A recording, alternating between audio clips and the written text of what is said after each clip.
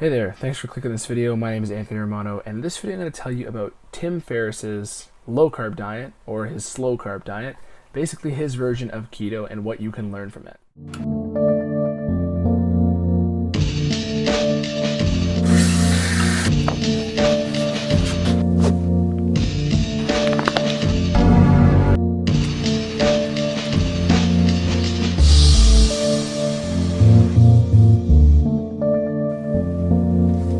So I've been doing the ketogenic diet for 7 years, and not a lot of people know that that is partly thanks to Tim Ferriss. So when I was like 16, I read some of his books, and one of the ones I read was The 4-Hour Body. That got me into a lot of things that I'm interested in now.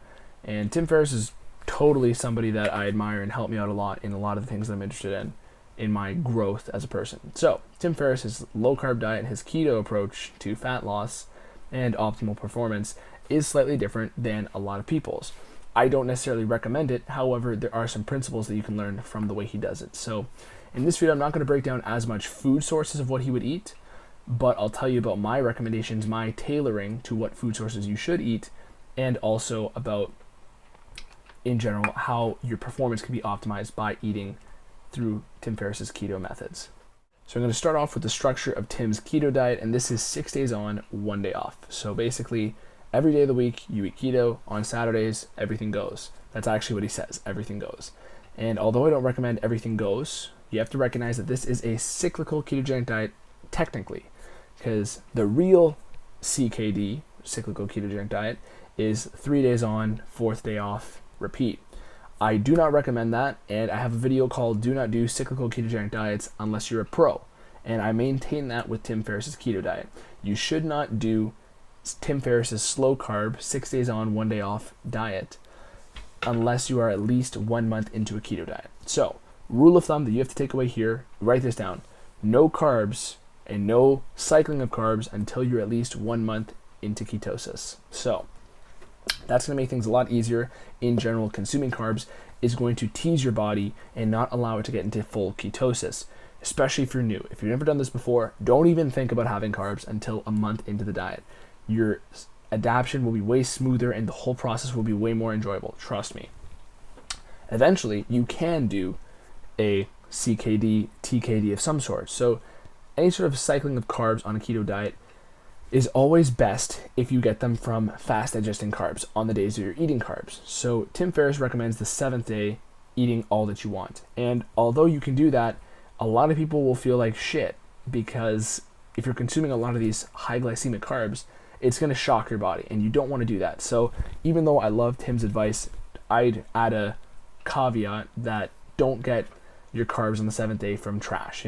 Eat a couple slices of pizza if you want to do this, but don't be going with the pounds of Snicker bars that he says, because certain types of sugars will affect your body in different ways when you're coming from ketosis. Now, one benefit is that if you've only done keto for a month or two, you will be less sensitive to blood sugar spikes. So if I were to do a high carb day right now, I would be dramatically affected by it if I was eating Snicker bars. I would feel terrible, and it would be really bad for my blood sugar and insulin and really mess me up. So for a couple days. So I would have to start off with, I could have a couple slices of pizza, I could have a sandwich, sub, a burrito. I could do that and I'd be totally fine. But if I were to be eating ice cream, Snickers, anything like that, I'm telling you, do not do that if you've been doing keto. Do not. You can have some carbs. Your body is meant to get into ketosis, get into a fat adapted metabolism, and then have carbs as extra energy. So in general, I wouldn't advise the everything goes. That's the caveat I would add to Tim Ferriss's keto diet. So he also recommends some foods that he has. He does eat healthy grass-fed beef. He does eat pasture-raised eggs, healthy animal sources of food. He does eat organic vegetables. They are more clean. But Tim, one thing he does do is he eats breakfast, lunch, dinner, and a glass of wine. So basically, he has multiple meals a day. There is no fasting protocol with Tim Ferriss's keto diet. This is another thing that's common amongst the reviews I have of famous people and their keto diets, is that a lot of people don't want to do any fasting. If you're somebody who has never tried it, I highly recommend you try some intermittent fasting. But Tim Ferriss doesn't do that. And if you are somebody who doesn't like fasting, then hey, that's no problem. You can do a plan similar to Tim Ferriss, at least for 6 days out of the week, until it's hit a month. So one thing that Tim Ferriss does is that whenever he does eat those carbs, because this is technically a CKD, but only because he has structure. If he was eating one day of carbs on random days, it would be a TKD, which is a targeted keto diet. And this is actually my favorite way to incorporate carbs on a keto diet. It's by basically having fast digesting carbs and then exercising and using them up and then hopping back into ketosis. So one way that you could basically make that very sustainable is getting fat adapted, doing keto for at least a month. And from there, then you could have one day a week where you actually eat carbs, or you could even do it twice. And as long as you're training right after, and as long as you're getting your carbs from the proper sugar sources, you will basically be seamlessly transitioning back into ketosis. I have videos on this. You can check this out. Targeted Keto. It's very important for, in general, real ways of incorporating carbs on your diet. So if you wanted to do an approach like Tim's, Targeted Keto is something you'll probably be interested in. However, you truly have to experience a month of keto first, because you'll probably find that your cravings for carbs will go away. Until your cravings for carbs have gone away, don't even think about any plans where you have carbs and you're hopping back into ketosis. It's going to make you feel a lot more cranky because your blood sugar is going to be spiking and teasing your body in and out of ketosis, as I mentioned before. So this guy actually eats basically every 3 or so hours. So I believe it's actually, exactly every 3 hours, and then he'll have a sports training somewhere in the middle of the day. Totally fine, and structure-wise, if you're somebody who wants to eat that frequently, you can. But I think that because Tim's incorporating small amounts of legumes and carbs, even though they're, low glycemic, low sugar carbs, I think this is why he's craving to eat every couple hours. So the cravings to eat are going to come from the lentils, black beans, and high amount of beans that he likes eating for some reason. So even though you can't quite see everything that he's eating every day, you just know that it's keto plus beans. So that's in general what he's eating, and good amounts of vegetables, salads, and meats. Basically, a carnivore and a vegetarian plus beans. That seems to be Tim Ferriss's keto diet. And one thing he did mention is the hormone stimulating effect of that 7th day. So the 7th day where he's actually eating those carbs, he says that it's basically going to stimulate your body's fat burning because of the influx of calories. So what he's probably referring to here is leptin. So leptin is a satiety hormone in your body, and basically when you start eating low calories for a long period of time, your body's appetite is going to drop. But if you're somebody who is eating low calories and then you spike it with a large amount of calories, your body will basically increase the leptin and make yourself less hungry throughout the rest of your diet, and you'll feel much more full. So in general, you're going to want to, you don't have to, but you can incorporate a high calorie day on a keto diet.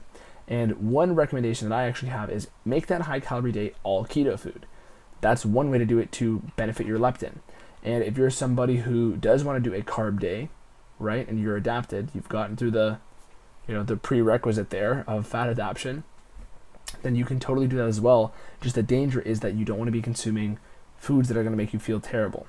So don't consume the Snickers bar, ice cream, and all the junk food, because it will really mess you up. One mistake I actually made, that's, even though I've been doing it for 7 years, a mistake that I made is that my body got so good at ketosis. This is kind of like a humble brag thing, I guess. My body got so used to ketosis from doing it all these years, is that I did a small bulk with carbs, and then I basically did 1 month of keto, maybe even 3 weeks. No, I did 1 month of keto, and then I pigged out on Christmas, all right? I had, that thing where it's oh, we made this dessert just for you, right?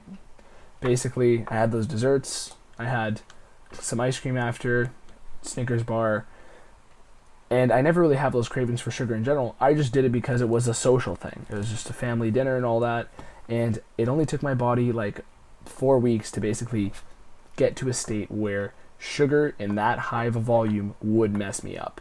So for you, in general, at least a month, you're not going to be as sensitive to sugar as I was.